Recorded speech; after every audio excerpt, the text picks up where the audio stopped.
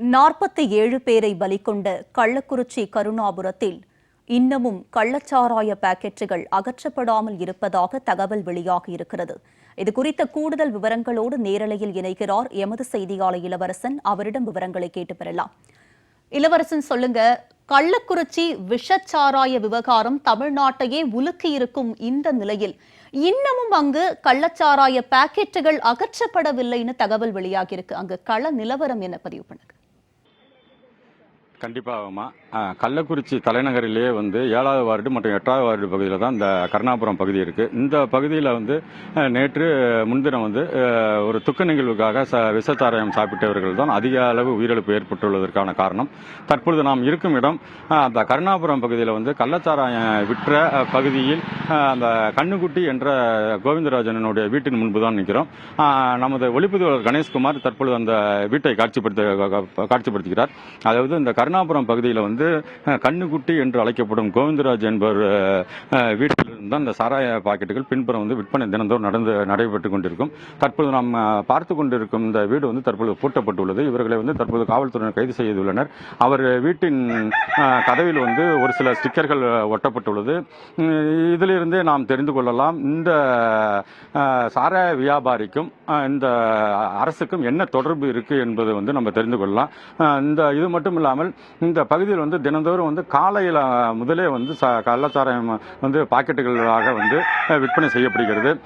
இது ஏதோ ஒரு கள்ளக்குறிச்சியில் ஒரு கடைகோடி பகுதியாக இல்லை. கள்ளக்குறிச்சி மாவட்டத்தின் தலைநகர் கள்ளக்குறிச்சியினுடைய 7வது வார்டு பகுதியில் தான் இந்த விற்பனை தினந்தோறும் படுஜோராக காலை 3 மணியிலிருந்து கள்ளச்சாராயம் சாப்பிடுவதற்காக ஏராளமான தொழிலாளர்கள், கூலி தொழிலாளர்கள், மூட்டை தூக்கும் தொழிலாளர்கள் இங்கு வருவதாக கூறப்படுகிறது. அப்படி விற்பனை செய்யும் அந்த வீட்டின் முன்பு நிற்கிறோம். இந்த வீடு தற்பொழுது துரை கோவிந்தா, அதாவது கண்ணுக்குட்டி என்று இந்த பகுதியில் அவரை செல்லமாக அழைக்கின்றனர். அவர் இந்த சாராயம் பல ஆண்டுகளாக விற்பனை செய்து வருவதாகவும் இவருக்கு பல்வேறு ஆளுங்கட்சியினுடைய அரசியல் தொடர்பு இருப்பதாகவும் கூறப்படுகிறது. அந்த வீட்டை தான் நாம் பார்த்து கொண்டிருக்கோம். இந்த வீடு பூட்டியிருக்கும் நிலையில் இந்த வீட்டினுடைய பின்புறம் தான் இந்த சாராய பாக்கெட்டுகள்லாம் நிறைய விற்பனை ஆகுது. அது மட்டும் இல்லாமல் இங்கு சாராயத்தை பதப்படுத்துவதற்கு மற்றும் அதை பல்வேறு இருப்பு வைக்கப்படும் இந்த குடியில் தான் இந்த கீற்று கொட்டாய்கள் வைக்கப்பட்டு இருந்தது. இதை நேற்று காவல்துறையினர் அப்புறப்படுத்தியுள்ளனர். தொடர்ந்து இந்த பகுதியில் எப்படி காவல்துறைக்கு தெரியாமலேயே இந்த அளவிற்கு கள்ளச்சாராயம் விற்பனை செய்யப்படுகிறது என்பதுதான் தற்பொழுது ஒரு கேள்விக்குறியாக உள்ளது. நமது ஒளிப்பதிவாளர் தற்பொழுது அந்த விற்பனை நடந்த பின்புறம் பகுதியை இப்பொழுது காட்சிப்படுத்துக நாம் அந்த பின்புறம் பகுதிக்கு செல்கிறோம். இந்த பகுதியில் தான் தினந்தோறும் காலை முதல் இரவு வரை விடிய விடிய நிறைய பேர் சாராயத்தை வாங்கி சாப்பிட்டு செல்வதாக கூறும் நிலையில் நம்ம நேரடியாக இந்த பகுதியில் கள ஆய்வு மேற்கொள்கிறோம். இந்த பகுதியில் சாராயம் எப்படி வித்தது, இங்கு வித்தவர்கள் எப்படி சாப்பிட்டார்கள் என்பது குறித்து பேசுவதற்காக இங்கே பொதுமக்களும் இருக்காங்க. அந்த நிலையில் தற்போது நம்ம நேரடியாக நம்ம பார்க்கலாம். இந்த பகுதியில், அதாவது இந்த கண்ணுக்குட்டி என்ற கோவிந்தராஜன் வீட்டின் பின்புறம் இப்போ நம்ம இருக்கோம். இந்த பகுதியில் தான் சாராயம் தினந்தோறும் விற்பனை செய்யப்படுகிறது. தற்பொழுது நாம் இந்த பகுதியில் நம்ம பார்க்குறோம். சாராய பாக்கெட்டுகள் நிறைய கிடைக்கிறது. இங்கே பாருங்க, இது போன்ற ஒரு சாராய பாக்கெட்டு தான் 60 ரூபாய்க்கு ஒரு பாக்கெட் என விற்பனை செய்யப்படுகிறது. இது போன்ற நிறைய பாக்கெட்டுகள் இங்கு கிடைக்கிறது. அந்த காட்சி நாம் பார்த்து கொண்டிருக்கோம். இது போல இன்னும் நிறைய இருந்தது. அந்த பகுதியில் இருந்த சாராய பாக்கெட்டுகளை காவல்துறையினர் அப்புறப்படுத்தினாலும் இன்னும் பல்வேறு இடங்களில் இதே போன்ற சாராய பாக்கெட்டுகள் குவியல் குவியலாக காட்சிகளை தான் பார்த்து கொண்டிருக்கிறோம். இந்த பாக்கெட் 60 ரூபாய்க்கு எப்படி இங்க விற்பனை செய்யப்படுகிறது. அதாவது காவல்துறையினுடைய ஆதரவோடு தான் இந்த விற்பனை தொடர்ந்து நடைபெற்று கொண்டிருக்கிறது தான் நம்ம பார்த்து கொண்டிருக்கிறோம். இந்த பகுதியில் இன்னும் மேல பார்த்தோம்னா இந்த பகுதியில் சாராயம் சாப்பிடும் வருபவர்களுக்கு உட்கார்வதற்கு மற்றும் பல்வேறு பகுதியில், அதாவது மலை, இந்த பகுதியில் விற்கப்படும் சாராயத்திற்கு பேர் மலை சரக்கு என கூறுவார்கள். இந்த மலை சரக்கு சாராய பாக்கெட்டை விற்பனை செய்தால் சாப்பிட்டால் தங்களுக்கு அதிக அளவு போதை தருவதாக கூறுவதால் ஏராளமான அவர் இங்க சாப்பிடுறாங்க. அந்த காட்சி தான் பார்த்து கொண்டிருக்கிறோம். அது மட்டும் இல்லாம தற்போது இந்த பகுதியை சேர்ந்த ஒருவர் இருக்கார், அவரிடம் கேட்போம். சார், ஐயா வணக்கம். இப்ப நீங்க இந்த சாராய இந்த ஏரியாக்காரங்களா, உங்க வீட்டுல யாராவது உயிரிழந்தாங்களா? இப்ப சாராய பாக்கெட் இந்த வித்த இடத்துல எப்படி இது வரலாம், அதாவது கள்ளக்குறிச்சியில சிட்டி இது, இங்கே போலீஸ் பாக்கலையா? எப்படி சாராயம் வித்தாங்க, அதை பத்தி சொல்லுங்க சார். போலீஸ் எல்லாம் எல்லா மாமூலும் போயிட்டு தான் சார் இருக்குது. நாங்களும் சொல்லி பார்த்துட்டோம், எல்லாம் பண்ணி பார்த்துட்டோம். அதெல்லாம் எதுவும் கேட்க முடியும். இங்கே நாங்கள் கேட்கணும், எங்கள்கிட்ட சண்டைக்கு வராங்க. எங்கள் அப்பாவும் இறந்துட்டாரு. ஒரே குடும்பத்தில் 4 பேர், எங்கள் அப்பா, எங்கள் மாமா, எங்கள் அத்தை, எங்கள் பாட்டி, ஒரே குடும்பத்தில் 4 பேர் செத்துட்டாங்க. இதுவரையும் இன்னும் வந்துட்டு தான் இருக்குது. கேட்டோன்னா நாங்கள் கேட்டோன்னா சந்தா அது எங்கே பாருங்க அந்த இடம் தான் காய்ச்சிருது. அப்படி இங்கே உட்காந்து தான் விற்பாங்க. நாங்களும் நிறைய டைமும் கேட்டு பார்த்துருக்கோம், சொல்லியும் பார்த்துருக்கோம். எதுவும் கேட்க மாட்டிருக்காங்க. என்ன பண்ணுறதுன்னு ஒன்றும் தெரியல. அதான் ஐயா, இப்போ அதே போல் வந்து இந்த வந்து சாராயம் வந்து இந்த அளவுக்கு காலையில் எத்தனை மணிக்கு இங்கே விற்பனை ஆரம்பிக்கும், அதே போல் யாரெல்லாம் இங்கே குடிக்க வராங்க, இந்த அளவுக்கு வந்து பட்டப்பகல்லையே இந்த சாராயம் வைக்கிறதுனால வந்து இப்போ உயிரிழப்பு நிறைய உங்கள் அப்பாவே இறந்துட்டு தான் சொல்கிறீங்க. இப்போ வந்து இதை தடுக்கிறதுக்கு அரசு என்ன நடவடிக்கை எடுக்கணும்னு நினைக்கிறீங்க? அரசு நடவடிக்கை எடுக்கிறது அது எனக்கு எதுவும் இல்லைண்ணா. என்ன ஒன்றா காலைல கரெக்டாக 4 மணி ஆயிடுச்சுன்னா 20-30 பேர்த்துக்கு மேலே லைனாக வருவாங்க. காசு இல்லைன்னு சொன்னாலும் வா நாளைக்கு போ, நாங்கள் சண்டை போட்டாலும் டேய் போலீஸுக்கே மாமூலு போகுது, நீ ஏன் எங்களுக்கு கேட்குற, நீ கேட்காத போடா ஃபஸ்ட்டு அப்படின்ட்டு எங்களுக்கே நிறைய டைம் சண்டைக்கு வந்திருக்காங்க எங்கள்கிட்ட. எங்கள் அப்பா நான் சாயந்தரம் வரைக்கும் நல்லா தான் இருந்தார். 4 மணிக்கு மேலே இப்படி ஆயிடுச்சு. என்னதான் நாங்கள் சொல்கிறது? ஓகே, உங்களுடைய துக்கத்தில் வந்து நாங்கள் பங்கெடுப்பது மட்டும் இல்லாமல் உங்களுடைய கோரிக்கை வந்து கண்டிப்பாக அரசுக்கு செவிக்கு செல்லும் என நினைக்கிறோம். தொடர்ந்து வந்து இந்த பகுதியை பொறுத்தவரையிலும் படுஜோராக கள்ளச்சாராயம் காட்சி வந்த இடத்தில் தான் நம்ம இருக்கோம். அதாவது காட்சியின் அதை வந்து கல்வராயன் மலை அந்த பகுதியிலிருந்து கொண்டு வரப்பட்டாலும் அந்த சரக்குகளை வந்து அங்கிருந்து வரும் சாராயத்தை வந்து இங்கு தரம் பிரித்து அதில் வந்து இன்னும் வேறு ஏதாவது போதைக்காக பொருட்களை சேர்த்து பாக்கெட்டுகளாக விற்பனை செய்து இங்கிருந்து செய்யப்படுகிறது. நாம் ஏற்கனவே கூறியது போல கண்ணுக்குட்டி என்று அழைக்கப்படும் கோவிந்தராஜன் வீட்டின் பின்புறம் தான் இருக்கும். இந்த பகுதியில் தான் இந்த சாராயம் விற்பனை படுஜோராக நடந்துள்ளது. அவருடைய வீட்டின் கதவில் ஒட்டப்பட்டுள்ள ஸ்டிக்கர் வந்து யாருடைய ஸ்டிக்கர் என்றால் ஆளுங்கட்சியினுடைய மு.க. ஸ்டாலினுடைய முதல்வருடைய ஸ்டிக்கர் ஒட்டப்பட்டுள்ளது. அந்த அளவுக்கு வந்து அவர் வந்து ஆளுங்கட்சியின் ஆதரவோடு தான் இந்த கள்ளச்சாராய பாக்கெட்டுகள் விற்பனை செய்யப்பட்டது இந்த பகுதியில் என்பதற்கு இந்த ஒரு சாட்சியே போதும்.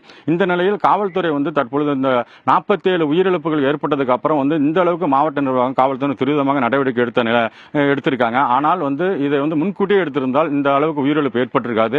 கடந்த வருடம் 23 உயிர்கள் உயிரிழந்தது மதுராந்தகம் உள்ளிட்ட அந்த பகுதியில். தற்பொழுது அதனைத் தொடர்ந்து 1 வருடம் முடிந்து 1 மாதமே ஆகிறது. தற்பொழுது வந்து இந்த கள்ளக்குறிச்சியில் வந்து இது போன்ற ஒரு துயர சம்பவம். நாம் ஏற்கனவே கூறியது போல ஒரே ஒரு தான், கள்ளக்குறிச்சியினுடைய கல்வராயன் மலை உள்ளிட்ட புறநகர் பகுதிகளில் இது போன்ற கள்ளச்சாராய பாக்கெட்டுகள் விற்கவில்லை. மாவட்டத்தின் தலைநகராக இருக்கும் கள்ளக்குறிச்சி நகராட்சியின் 7வது வார்டு பகுதியில் இப்படி படுஜோராக காவல்துறைக்கு தெரியாமல் எப்படி இந்த சாராய பாக்கெட்டுகள் தினந்தோறும் விற்பனையானது.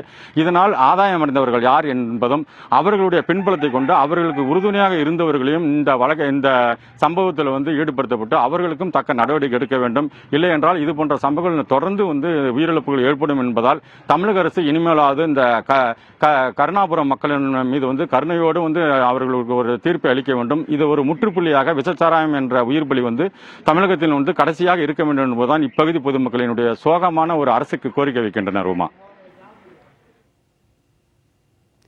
இளவரசன், தற்போது நீங்க இருக்கக்கூடிய பகுதியில கள்ளச்சாராயம் வந்து உற்பத்தி செய்யப்பட்டு விற்பனை செய்யப்பட்டு வந்திருக்கு. இது குறித்து பொதுமக்கள் என்ன சொல்றாங்க? இதில் வேறு யாருக்கேனும் தொடர்பு உள்ளது குறித்து காவல்துறையினர் விசாரணையை தொடங்கி இருக்காங்களா?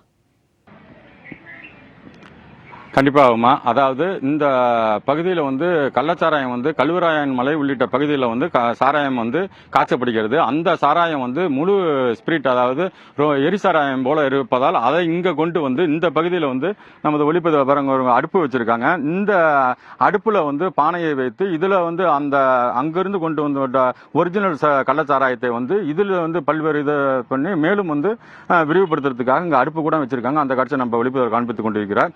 இந்த பகுதியில் இருந்து தான் பாக்கெட்டாக சாராயம் வந்து விற்பனை செய்யப்பட்டு வந்தது. தொடர்ந்து வந்து இந்த பகுதியில் வந்து விற்பனை என்பது வந்து கடந்த பல வருடங்களாக நடைபெற்று உள்ளதுதான் இங்க இருக்கிற பொதுமக்கள் தெரிவிக்கிறாங்க. அதே சமயத்தில் நம்ம அந்த பொதுமக்கள் வந்து உயிரிழந்த, அதாவது தன்னுடைய தந்தை வந்து மூட்டை தூக்கும் தொழிலாளி, அவர் விஜயன் என்பவர் வந்து உயிரிழந்து விட்டார். அவருடைய மகன் வந்து தற்போது நம்மிடம் மீண்டும் இணைந்திருக்கிறார். அவரிடம் கேட்போம்.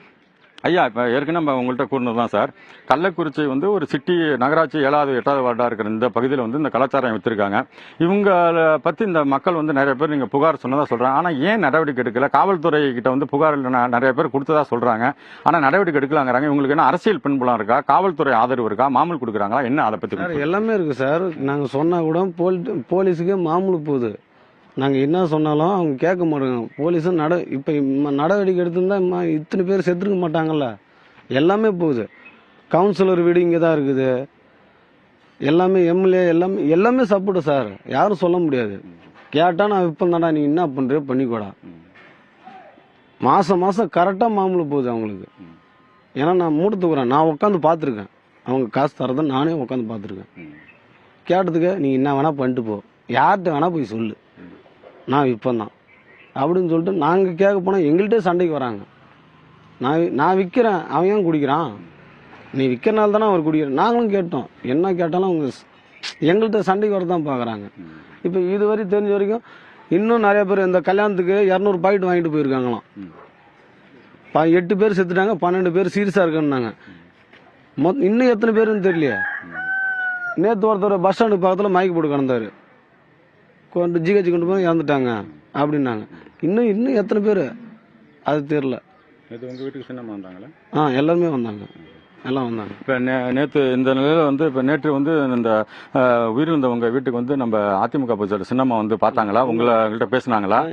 என்ன பேசினாங்க?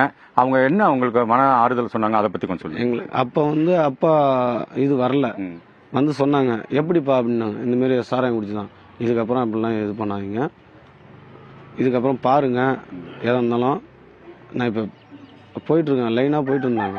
அதனால் என்ன சொன்னாங்க, அப்பா எதாக இருந்தாலும் எப்படிப்பா என்ன ஆச்சு அப்படின்னு கேட்டேன். இந்தமாரிமா சாராயம் குடிச்சு தான். சரி நீங்கள் என்ன சொல்கிறீங்க, வீட்டுக்கு எதாவது இல்லைம்மா அப்பாவுக்கு 50-55 வயசு ஆயிடுச்சு, எது இல்லை இதுக்கப்புறம் யாரும் காய்ச்சக்கூடாது, யாருக்கும் எதுவும் ஆகக்கூடாது, அதுதான் சொன்னேன். மிக்க நன்றி. அதாவது அஇஅதிமுக பொதுச் செயலாளர் சின்னம்மாவிடம் நேற்று வந்து அவங்க வீட்டுக்கு வந்து ஆறுதல் சொன்னபோது அவங்களிடம் வந்து ஒரே ஒரு கோரிக்கை தான் இவங்க வச்சாங்க. அதாவது கள்ளச்சாராயம் வந்து விற்பனை ஆவதை வந்து கண்டிப்பாக இனிமேல் தடை செய்ய வேண்டும், அதற்கு வந்து தமிழக அரசுக்கு நீங்கள் தான் கோரிக்கை வைக்க வேண்டும் என கோரிக்கை வைத்ததாக அவர்கள் உறவினர்கள் தற்போது கூறினதை பார்த்தோம். தொடர்ந்து வந்து இந்த பகுதியில் வந்து கள்ளச்சாராயம் வந்து ஆளுங்கட்சியினர் ஆதரவோடு தொடர்ந்து மாமூல் கொடுக்கப்பட்டு வந்ததால் தான் இந்த உயிரிழப்பு ஏற்பட்டுள்ளது. நமது அஇஅதிமுக பொதுச்செயலாளர் வந்து சின்னம்மா அவர்கள் வந்து நேற்று ஒவ்வொரு வீடாக சென்று அவர்களிடம் வந்து அவருக்கு தேவையான என்ன கோரிக்கை என்று கேட்டிருந்த நிலையில் வந்து அவர்கள் ஆறுதல் கூறியது தங்களுக்கு மிகப்பெரிய ஒரு பக்கபலமாக இருப்பது, தங்களுக்கு ஒரு அந்த சோகமான சமயத்திலும் ஒரு ஆறுதல் அளிக்கிறது என கூறும் பல்வேறு தரப்பினரும் வந்து அவர்கள் வைக்கக்கூடிய கோரிக்கை கள்ளச்சாராயத்தை இனி தமிழகத்தில் எந்த ஒரு குக்கிராமத்திலும் இருக்கக்கூடாது, அதனை முழுமையாக தடை செய்ய வேண்டும் என்ற கூறப்பட்டு வரும் நிலையில் வந்து ஆளுங்கட்சியினர் எப்படி இந்த அளவிற்கு வந்து ஒரு ஆதரவு அளித்தார்கள், அதற்கு ஏன் மதுவிலக்கு காவல்துறை இருக்கிறது, சட்ட ஒழுங்கு பிரிவு காவல்துறை இருக்கு, அவங்க நடவடிக்கை எடுக்கவில்லை. இதுவரையிலும் நடந்தது ஒரு பகுதியாக இருந்தாலும் தற்பொழுது மாவட்ட நிர்வாகம் நேற்று முன்தினம் ஒரு அறிவிப்பை வெளியிட்டது. அதாவது முதலில் வந்து 2-3 பேர் வந்து உயிரிழந்த நிலையில் அவர்களுடைய உயிரிழப்புக்கு காரணம் கள்ளச்சாராயம் இல்லை என்பது வந்து மிகப்பெரிய ஒரு காட்டுத்தீயாக பரவியது. இதனால் வந்து கள்ளச்சாராயம் சாப்பிட்டவர்கள் வந்து இதனால் இல்லைங்கிறதுனால கொஞ்சம் அசால்ட்டா இருந்ததுனால தான் இந்த உயிர் பலி மேலும் அதிகரித்தது. மாவட்ட நிர்வாகம் அந்த முதல் கட்டத்தில் இருந்த அந்த 2-3 பேர் இருக்கிறப்பயே கள்ளச்சாராயத்தை அறிந்தவர்கள் உடனடியாக மருத்துவமனையில் அனுமதிக்கப்பட வேண்டும், உடனடியாக வாருங்கள் என்று அழைத்திருந்தால் அந்த உயிர் பலி வந்து இந்த அளவிற்கு வந்திருக்காது. தற்போதைய நிலவரப்படி 47 பேர் உயிரிழந்துள்ளனர். இன்னும் 30க்கு மேற்பட்டோர் அவசர சிகிச்சை பிரிவில் இருக்காங்க. 118 பேர் வந்து சிகிச்சையில் இருக்கிற நிலையில வந்து இந்த அரசு வந்து இந்த உயிர் பலியான குடும்பங்களினுடைய வாழ்க்கைக்கு வந்து 10 லட்சம் வந்து நிவாரண உதவி அளித்துள்ளது.